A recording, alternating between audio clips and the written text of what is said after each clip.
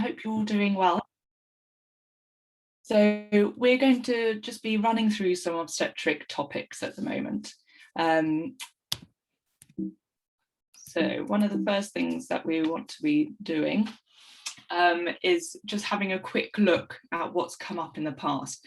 Now, I found a really good, easy resource, which was on the Obstetric Anaesthetic Association website, which somebody else had written. And if I just bring this up quickly, you'll be able to have this link to it when you get the slides. But you can also just Google previous obstetric questions on the OAA website. And it just runs through what has been asked recently. And this was last updated in June 21. So it hasn't had the most recent autumn exam, but it shows you the general themes and topics which come up commonly. So we're going to be having a look through a few of these. So what I want to talk to you about are embrace reports, and that will lead on to cardiac disease, which I know was asked about recently in the September exam and people found quite difficult. And then we're going to talk about non-regional analgesia, i.e. remifentanil PCAs, and then giving a general anaesthetic in pregnant women, either for obstetric surgery and also for non-obstetric surgery. So these are all topics which have come up recently, maybe haven't been answered that well, and so that's why we're going to focus on them. I would say do make sure that you know your real bread and butter of obstetrics. So things like your anatomy for neuroaxial blocks, how to manage common complications like post-dural puncture headaches, and then common obstetric conditions which we might be asked to help look after the patient. So preeclampsia, obstetric hemorrhage, and then other emergencies such as high spinals, local anaesthetic toxicity, that sort of thing. Okay, so let's kick off with embrace reports.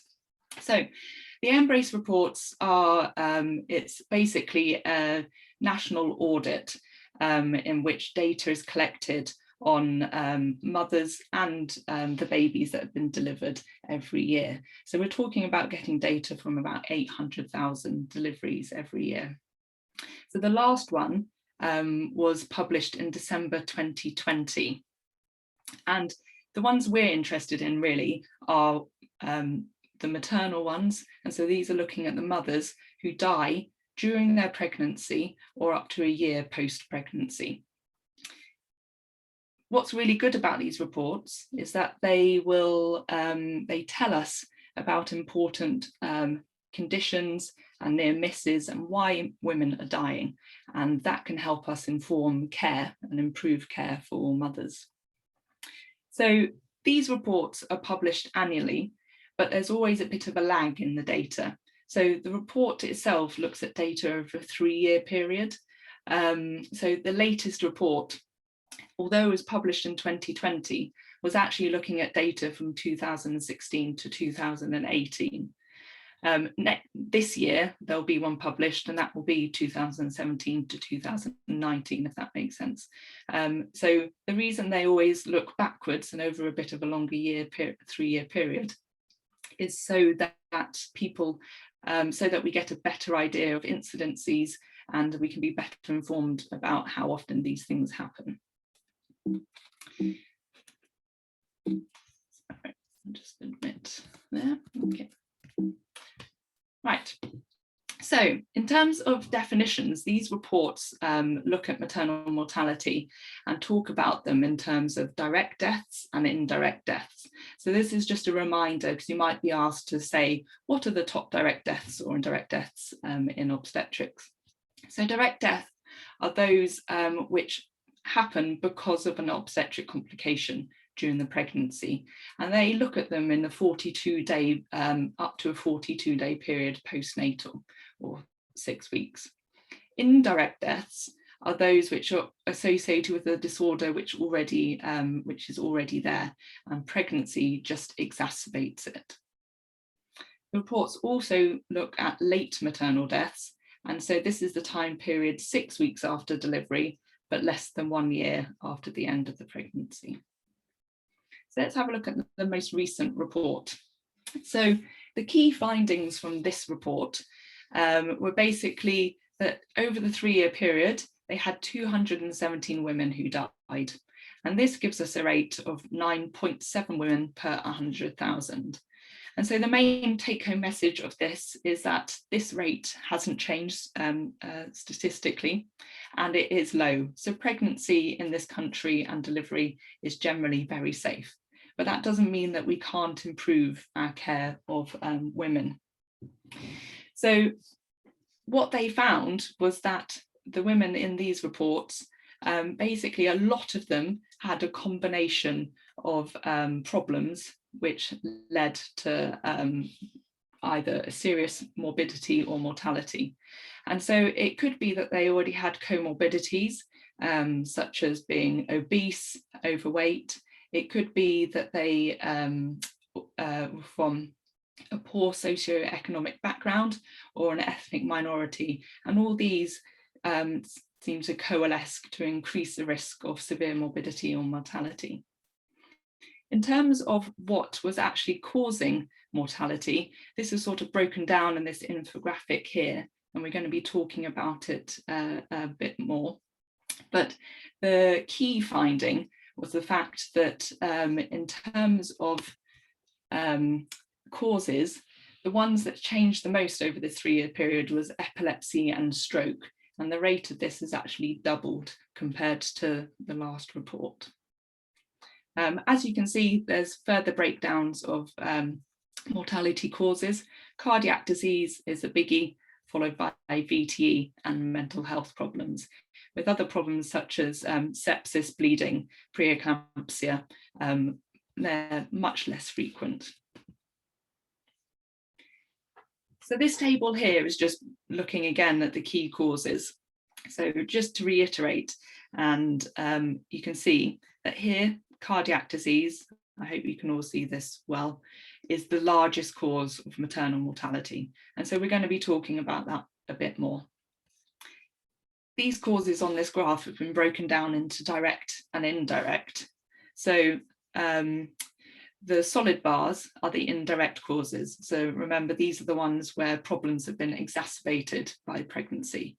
And so cardiac disease is the big one. And then that's followed by neurological disorders such as stroke and epilepsy. That's followed up by psychiatric issues. And really, we're talking about maternal suicide here. If we're talking about how many people die in a year, maternal suicide is the leading cause of deaths. So it is an important area. In terms of direct causes of death, these are the ones in the hatched bars that you can see. So VTE is the main cause. And again, that hasn't changed over the past year's reports. And then again, that's followed up by psychiatric causes and hemorrhagic causes, and they're sort of equal in causing the indirect deaths. And then third in place, you get obstetric-based sepsis.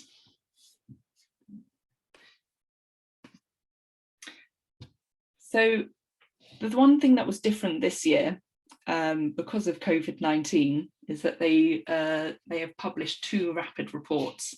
So I just thought we'd quickly cover that. Again, it's a topical subject, you might get asked about it. So these rapid reports were only done over a period of months. So the latest one was done over 10 months. And they found that they had 17 women who died with COVID-19.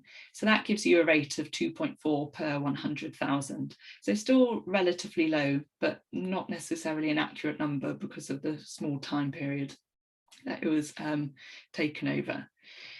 But the main characteristics of those who died, so those who are at higher risk of dying if they're pregnant and have COVID-19, were multiples, increasing age, especially above 30 years, particularly above 35, those who were obese, of an ethnic background, and those in their 3rd trimester. Being in 3rd trimester is well known to put you at greater risk of more severe disease. We've seen it with flu before. They also noted that those women who were pregnant with COVID-19 were more likely to be admitted to intensive care units. Again, that doesn't necessarily mean that they had more severe disease. It could be that people were being more cautious because they were pregnant. And the other thing to note were other consequences. So those who were positive for the disease during pregnancy were more likely to have a premature birth, develop preeclampsia, need an emergency C-section, and be at double risk of having a stillbirth. So they did put out some recommendations of how to care for these women. And for the majority of it, it's basically just good all-round care. But for those women who get admitted to hospital, some key things to remember for their care would be that regardless of where they are in the hospital, they should have senior involvement very early on from somebody from a maternal medicine team. The Royal College of Obstetrics and Gynecology have issued protocols, and these should be followed alongside the hospital guidelines. And importantly, when looking at women, they should be using a maternal early warning score system for charting of their OBS. And this is because this accounts already for the change in physiology that pregnant women have, and therefore might flag up when things are looking more serious for them. These women are often young and fit and decompensate late, and they can develop respiratory failure very rapidly. And so the use of a maternal specific early warning score chart is very important. Other general points are that BTE risk is increased. So as well as having that increased risk during pregnancy, COVID-19 is a transient risk factor. And so you should take that into account when assessing and trying to avoid, as we've seen, the higher rates of morbidity and mortality associated with venous thrombotic disease that we see in pregnancy. And the last point here is just that all other services that you would offer to any other adult patient, such as ECMO, should be available to pregnant women. So that was just a very quick snapshot for COVID. And now we're just going to go through, have a look at cardiac disease. So cardiac disease, as we've seen, is the commonest cause of mortality. But the majority of women who die from their cardiac disease are undiagnosed prior to pregnancy. So from the previous EMBRACE reports, this rate is between 3/4 to up to 90% of women didn't actually know they had an issue from a cardiac point of view before pregnancy. They tend to present at a few different points along the way. So either about 20 weeks at delivery or immediately postpartum. And the reason for this is because of all the physiological changes that accompany pregnancy, which we'll run through now. So during pregnancy, the effect of progesterone causes a decrease in your systemic vascular resistance. So that is obviously going to, that can have a major impact on your afterload and also on your preload when we're talking about different cardiac problems. A woman's cardiac output is also going to increase throughout pregnancy. And we start to see these changes, particularly through the first and peaking within the second trimester. And this is because they get an increase in stroke volume, just because they've got an increased left ventricular end diastolic volume, an increased wall mass and contractility, and also because we've got a heart rate which is often raised about 10 to 20% above baseline by the end of pregnancy. When it comes to labour and delivery, that cardiac output is going to increase even more. So at the end of pregnancy, we're talking about a cardiac output which is already increased by about 50%. When you start having contractions, every uterine contraction will auto-transfuse around 200 to 300 mils of blood back into the circulation. So that's going to up your cardiac output as well. Combine that with sympathetic stimulation, and then with delivery, you get another auto-transfusion of the blood as the uterus contracts down, and also that compression from the fetus over the aorta and vena cava has disappeared.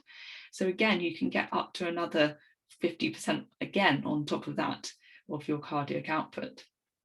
And it's these different stages throughout pregnancy and delivery which cause points where women can decompensate depending on how bad their cardiac disease is. So there's many causes of cardiovascular disease in pregnant women. So again, this is taken from an Embrace report. And you can see that the largest cause of maternal cardiac disease are cardiomyopathies, and the biggest ones were any lesions, basically, which cause the left ventricular hypertrophy. And because of those physiological changes we were just talking about, any those changes in physiology means that the left ventricle has to work extremely hard in order to keep up with that increased cardiac output, and that's why they can decompensate quite rapidly. The next biggest cause is ischemic deaths. So this can either be coronary artery disease, or it can be because of a sudden coronary artery dissection.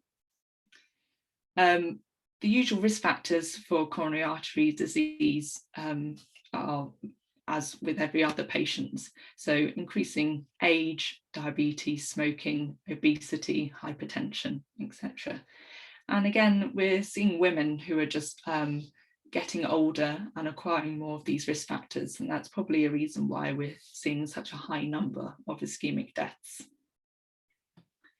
We're going to talk through some other causes which are more severe, and so that they will encompass valvular heart disease, aortic dissections, and then others in this pie chart. It's basically referring to pulmonary arterial hypertension, and we'll touch on that as well.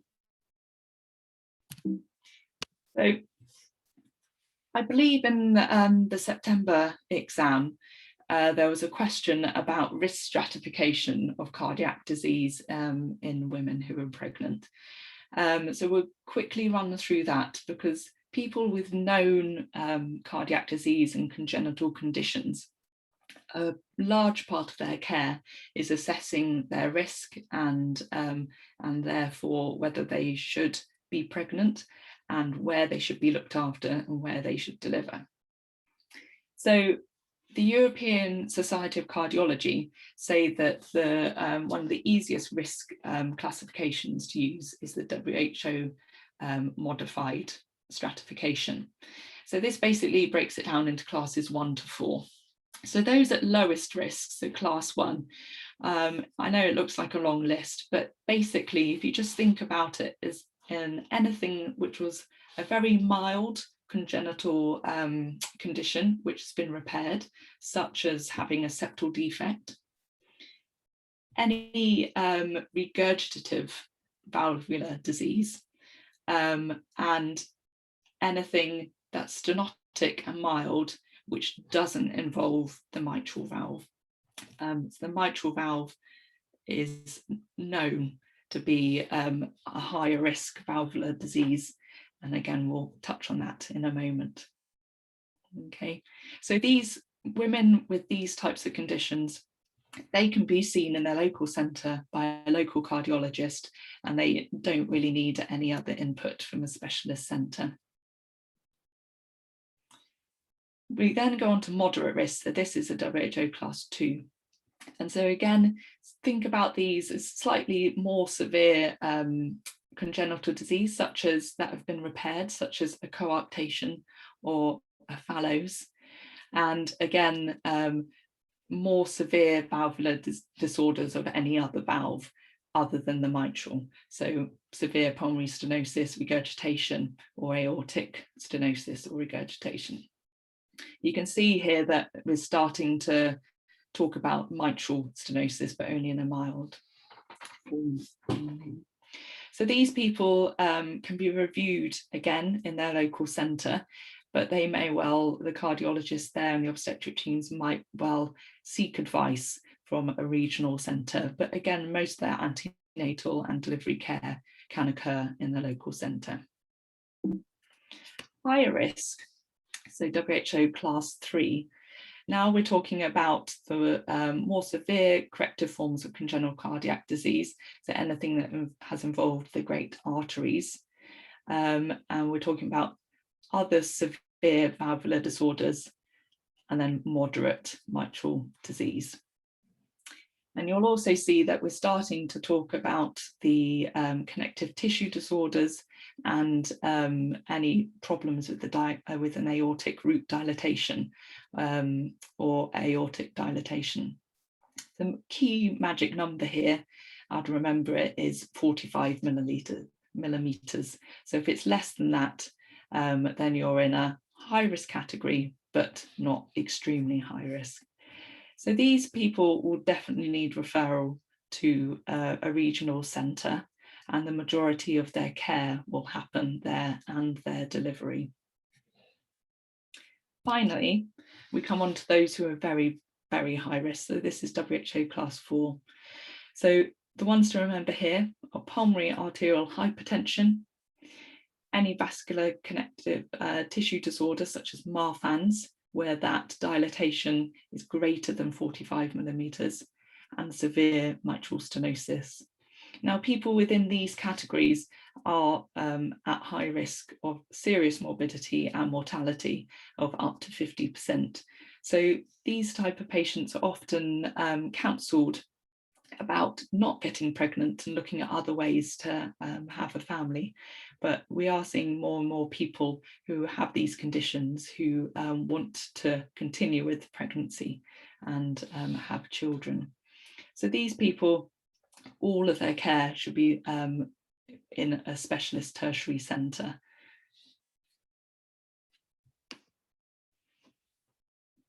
So this slide, I just wanted to quickly run through some of the sort of really bad guys that you need to be aware about. So we're talking about those high risk, the ones we've just seen in the red box. So a quick overview of pulmonary hypertension. So a reminder, the definition of this is when pulmonary arterial pressure is greater than 25 millimeters of mercury. And as you said, the mortality is up to 30% for this condition. The main aims are that they should be looked after in a specialist place, that their treatment should be optimized with vasodilators, and that when it comes to delivery, we want to avoid anything which is basically increasing the work of the right side of the heart. So most of the time, these people will have an elective operative delivery under titrated regional anaesthesia. We want to avoid labour because basically Valsalva manoeuvres with contractions will decrease preload and then the output of the right ventricle. And also sort of pain and anxiety can lead to hypercarbia and hypoxia, and that can increase your pulmonary vascular resistance and again increase the work of the right side of the heart. Again, if you're doing an operative delivery, you want to do it under regional anaesthesia as much as possible. You would avoid a general anaesthetic just because, one, induction drugs and inhalational agents can decrease the contractility of your right ventricle. And again, positive pressure ventilation and poor ventilation resulting in hypercarbia and hypoxia can again increase your pulmonary vascular resistance. Okay, so that's just a quick key fact about pulmonary hypertension. I've put LV impairment here. Questions often, well, past questions have come up about mitral stenosis in particular. Because of the physiological changes that we've already touched on, these left-sided lesions are at the highest risk of decompensation, causing heart failure and pulmonary edema. So again, if you have a severe impairment, you would want to avoid labour and again go for an elective delivery under titrated regional analgesia. We will talk about general management in a moment. And again, the ones which really seem to cause the problems are mitral stenosis. That's probably seen, one of the major causes of this is rheumatic fever, which is obviously not seen very commonly in this country anymore.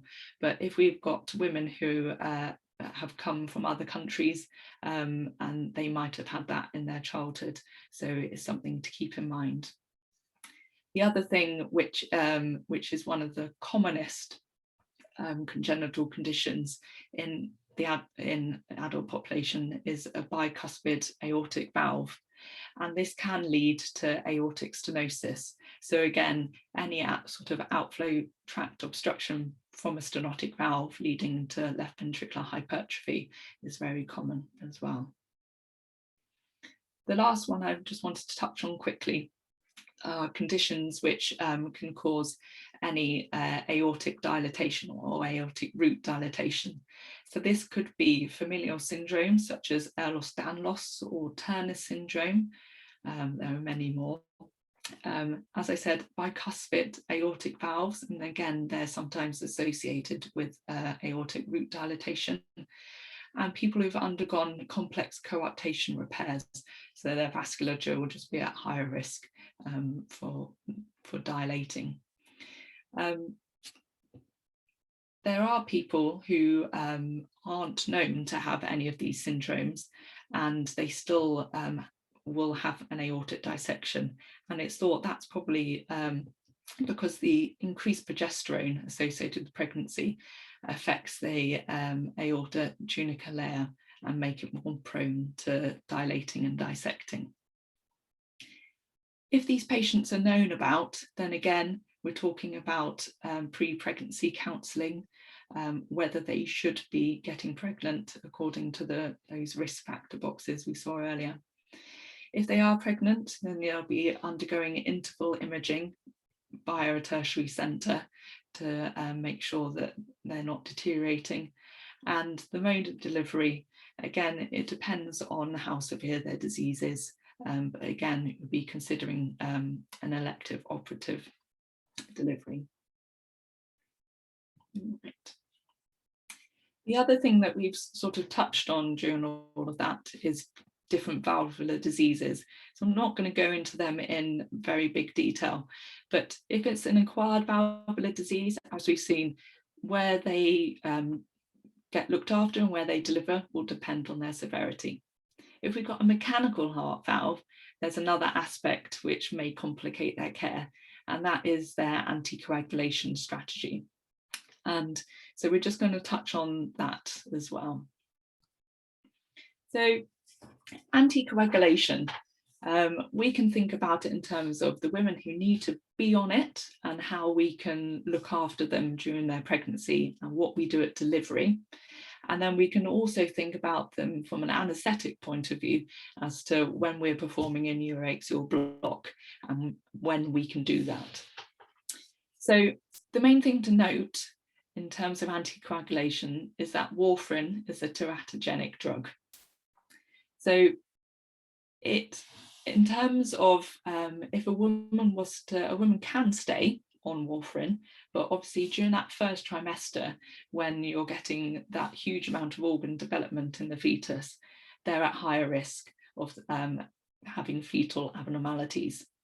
So one thing that is often done is that the women will come off warfarin during that first trimester, switch onto low molecular weight heparin, and then they can either stay on that or they can go back onto warfarin until the end of pregnancy.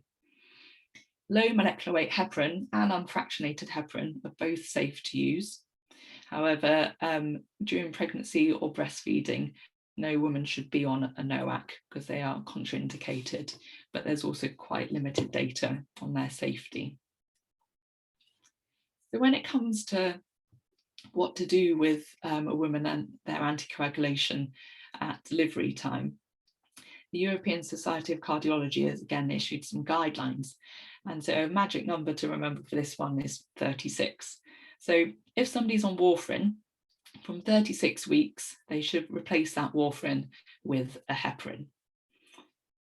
If they're on a low molecular weight heparin or a subcut unfractionated heparin, this should be replaced by an IV infusion about 36 hours prior to planned delivery. When delivery is planned, as we all know, we're good to stop IV heparin about 4 to 6 hours before any doing any intervention. And then after delivery, again, 4 to 6 hours, you can restart their IV heparin as long as there have been no hemorrhagic complications at delivery. All these women should have sort of individualized plans as to what should happen with their anticoagulation before and after, but these are just really good general ones to keep in mind. In terms of what we do, I've taken this table from one of the AAGBI publications, so I hope you've seen it before, and it's basically a document called Regional Anaesthesia in Patients with Abnormalities of Coagulation. Quite a mouthful, but it's good to search for if you're ever wondering what to do in terms of anticoagulation and when you can perform a regional block. But in summary, for us, for those patients who are on heparin, you basically stop it for 4 hours and then you can perform your epidural or your spinal. If they've been on IV heparin, again, once you've performed your block, you can give your next dose 4 hours again down the line, or you can remove your epidural 4 hours down the line. Okay. For those on low molecular weight heparin, the time periods depend on whether you're given prophylactic treatment or treatment dose. So if they're just on a prophylactic dose, you'd wait 12 hours after they last had their dose before you performed your block. Whereas if they're on treatment, then this will be 24 hours. Again, the same with the heparin, it's nice and easy to remember. It's 4 hours after performing a block that you can give your next dose of the anticoagulant or remove that epidural catheter. I've just added a warfarin down here because it wasn't on this summary table. So again, you can perform a block when your INR is less than 1.4. Right, general management for cardiac patients. We've already touched on quite a lot of it, but you could break it down into pre-delivery, the antenatal care, delivery, which we'll talk about on a separate slide, and post-delivery. So pre-delivery is all about accessing antenatal counselling, depending on the risk and depending on what cardiac disease they have. In terms of antenatal care, the big thing is really it's all about MDT care. So they should have input from an obstetrician, from an anaesthetist and from a cardiologist. And as we've seen, where they're looked after is determined by their risk. The main aims of antenatal care are to optimise condition, monitor for any deterioration, and as we say, form that individual labour plan so that, say they have to go to a local centre as an emergency, they know what to do, and when they turn up at the tertiary centre for delivery, everyone there knows what to do as well. In terms of post-delivery, these women will need monitoring until they are stable, and that can mean a couple of weeks stay in hospital afterwards. So in terms of the actual delivery, there's a few things we need to think about as well. So from the top, IV access. This may be difficult, especially people with congenital disease who have been corrected in the past. There might have been a lot of operations, a lot of hospital stays and a lot of destroyed veins. So expect that it may be tricky to get access. Monitoring of your patient is going to be variable depending on what sort of disorder we're talking about. If somebody's having a vaginal delivery in the room, then you're probably looking at pulse oximetry and blood pressure, possibly continuous ECG if we're concerned about arrhythmias. If they've got very severe disease or they're having an operative delivery, then it's highly likely to use invasive arterial blood pressure monitoring. All these patients should also have accurate fluid balance charts, so you know what's going in and what's going out. In terms of delivery, the general rule of thumb is that the majority of these women will be able to deliver vaginally. unless they are deteriorating, there's an obstetric indication, or they've got really severe disease. And everything revolves around good regional anaesthesia, which provides cardiac stability. So the majority of these women, when they come into us in St Michael's, which is our tertiary centre, they will have a big drip, an early epidural, and a nice titrating up or to get labour analgesia. If they are having an operative delivery, then we'll perform a CSE, but we'll do that with a low dose spinal and then a slow epidural top up. So a low dose spinal, we're talking about sort of 1.5 mils of 0.5% heavy marcaine with your opiate, and then gradually topping it up with an epidural using 0.5% bupivacaine. So the whole aim is basically that you're just trying to get really good anaesthesia and analgesia on board so that you're reducing any pain, anxiety, sympathetic stimulation from being in labour, and just, yeah, basically keeping your cardiac output as stable as possible. Other things to remember as well, just be really careful with fluids, no big boluses. Careful with your uterotonics after delivery. So a bolus of oxytocin isn't recommended because it often causes a hypotension and a tachycardia. So you'd use an infusion instead. Carboprost and ergometrin, again, best avoided. They cause systemic vasoconstrictions and hypertension, and particularly if you're worried about the right side of the heart, ergometrin can also cause an increase in pulmonary vascular resistance as well. Misoprostol is safe to use in any patient. And again, just taking care when injecting anything intravenously or through filters that you're avoiding air bubbles and anything which could cause an intravascular air embolus. Right, so that was a quick run through of cardiac. I hope that's all right. We're quickly going to run through non-regional anaesthesia and then a bit about general anaesthetics. These are much quicker. Okay, so remifentanil. Everything about this revolves around your knowledge of its pharmacology. And the main thing, they're not asking you in detail. They're basically saying that what they want to know is that you know that remifentanil is ultra short acting, synthetic opioid, it acts quickly, and it has a really quick offset. So basically, its context sensitive half-life is about 3 minutes. It's degraded by those tissue and plasma esterases, so it's not reliant on, it's not affected by any other comorbidities.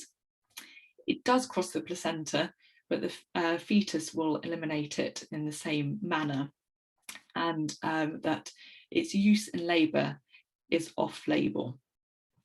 Now, each centre will have its own way of setting up your PCA, but it's your job to set it up, and it'll be in a pre-programmed pump. Common regimes will be a bolus of 30 to 50 micrograms per mil. So you'd set it up as a 1 ml bolus with a 2-minute lockout and no background. So reasons why you'd give a remifentanil PCA could cover things from maternal request. They just don't want an epidural, or they've tried other options such as nitrous, pethidine, or diamorphine, and it's just not doing the job. Or there's a reason they can't have an epidural, such as a coagulopathy, thrombocytopenia. They've got abnormal lumbar spine because of previous surgery or metalwork, or maybe just performing a neuroaxial technique is more difficult because of a BMI. Contraindications are pretty low, to be honest. It would be an allergy to an opioid drug. You'd have to wait if they've already had an IV opioid within the preceding 4 hours, or just from an environmental problem that you don't have adequate monitoring or staffing unavailable. I put in brackets a premature gestation or intrauterine death, and that's basically because from a premature point of view, you would be worried about opiates affecting the respiratory depression in the fetus, and in intrauterine deaths, because these women are often in a side room and left alone from a privacy point of view. So monitoring is much more difficult. You might be asked about the pros and cons of remifentanil. And the pros is that good analgesia, which comes on quickly and is offset quickly. It doesn't accumulate in the body. There are few maternal and neonatal side effects. And in trials, there has been no difference in delivery mode compared with those with an epidural. So you're not more likely to have an instrumental delivery, for example. Generally, women are very satisfied with their analgesia, and trials have also shown that compared to pethidine, you're less likely to want to have an epidural because it's just not working so well. You get better analgesia, and you get a very similar side effect profile in terms of sedation and APGAR scores for the fetus. The cons, as we know about, are that it's a sedating drug. It can cause respiratory depression and hypoxemia, and it requires one-to-one nursing. The other cons are the gold standards for pain relief is an epidural. And obstetricians or midwives might not like the use of it just because it can change the CTG trace. But again, studies have shown that this rarely requires intervention.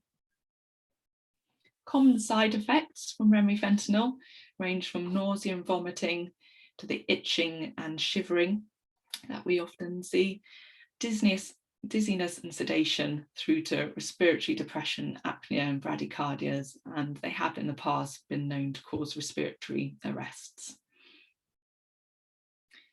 But for that reason, that's why safety is quite a big thing with the remifentanil PCA. So I've just listed here things to consider.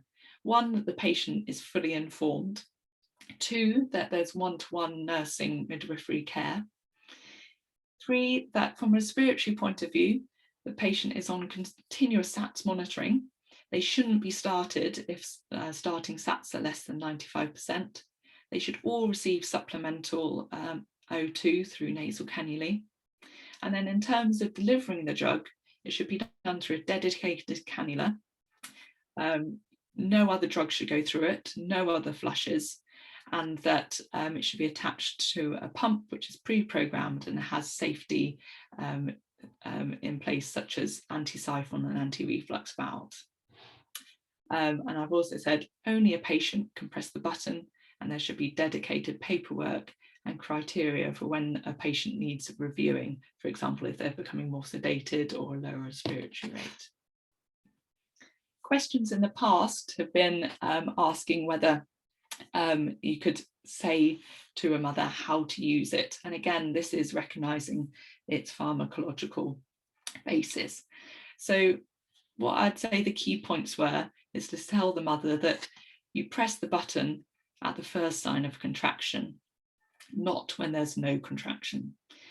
Pain relief is very quick to come on. It comes on in within 20 to 30 seconds and peaks at a minute. And one press can actually last for about 5 to 6 minutes. So you might find that one press actually covers a couple of contractions, but that they might take them a couple of attempts to work out a good regime of button pressing for them. That they're aware that there's safety features so that they can't overdose on the drug, and that they can use the pump throughout delivery and also afterwards if they need any extra pain relief in terms of sutures, for example, and that they know that the effects will wear off very quickly when they stop using the pump. That was remifentanil. Laura, Yes. I'm just very quickly, it's absolutely brilliant. We've kind of got to 1:45, and I think we're beginning to lose a few people just because I think people have got busy nights. That's fine. What would you like to do? Do you want to sort of, if people are happy to stay, as in which people are happy to stay on the call, do you want to just push through and get through this bit, and then if anyone wants to jump off, of course they can. Yeah. Is that okay? That's absolutely fine. It'll be about five minutes more. Perfect. All right. If anyone does have busy things they must do, please don't feel, as in please do what you need to do. And just let us know if you'd like the slides. Bro, I'll mute off now. Okay. Right, last bit, general anaesthetic and obstetrics. So this is going to cover if you have to give a general anaesthetic for somebody having obstetric surgery and non-obstetric surgery. So reasons why it's important. So around 6% in obstetrics of sections require GA and tracheal intubation. And this is associated with higher levels of failed intubation, awareness, and airway-related mortality.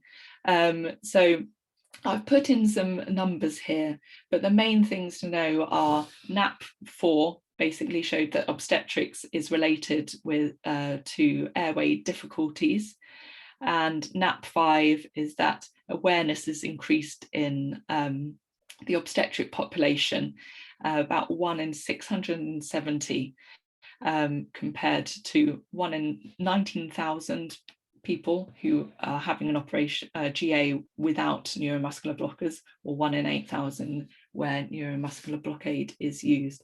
So again, it would be just good to reacquaint yourself with the findings of the NAP studies. So things from the mother's point of view which cause problems. So we're just going to work from the head down. So in terms of the airway, the effects of hormones basically cause engorgement and edema within the larynx and the pharynx, and it makes the airway prone to bleeding and swelling. Patients will also have larger breasts, and this can get in the way of laryngoscopy. So from this point of view, the take-home message is that airways can become more difficult and more likely to cause bleeding and swelling. From a cardiac point of view, we've already seen cardiac output increases by up to 50%. And so issues from this point of view is that you may see a faster impact for any drugs that you give IV, and also cardiac disease problems, as we've already seen. From a respiratory point of view, the biggies is that women are prone to rapid desaturations, and the reasons for this is because you get a decrease in your functional residual capacity by 20%, and you also have an increased minute ventilation by 50%, and your maternal metabolism is so increased that your oxygen consumption is raised by 60%. So this is why pre-oxygenation in these patients is so important. Lastly, from a gastric point of view, you get increased intragastric pressure, and other factors such as nausea and vomiting or opiate use during labour can increase your gastric aspiration risk. From a fetal point of view, having a general anaesthetic does have some impact. I've broken it down into different trimesters and things to think about. So in the first trimester, people do get very concerned about the teratogenic effects of anaesthetic agents, but using the drugs that we use at the doses that we use, we haven't shown any teratogenic effects at any gestation, and there's also been shown that there's no increase in stillbirths or congenital abnormalities if you give a GA during pregnancy. So that is generally quite safe. During second trimester, this would be when you'd choose to do elective surgery.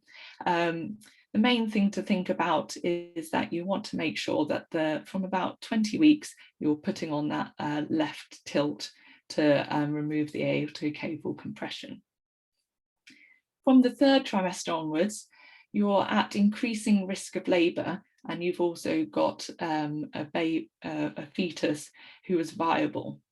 So you'd want to be discussing all these cases with obstetrics, and they may well want to monitor for fetal heart rate or with a CTG before, during and after the surgery.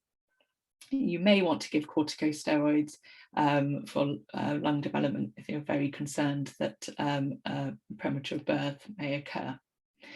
The main things which would improve fetal outcomes, you are controlling their ventilation well to avoid hypoxemia, hypercarbia, good temperature control and avoiding hypotension. Now, the main things to have a look for in terms of safe obstetric general anaesthesia is the Difficult Airway Society guidelines, which were published in 2015. And they run through all the important things. But basically, a lot of it is about pre-planning.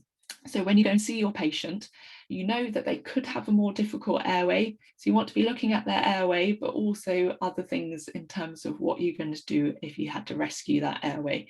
So having a look maybe at their neck and their cricothyroid aspect.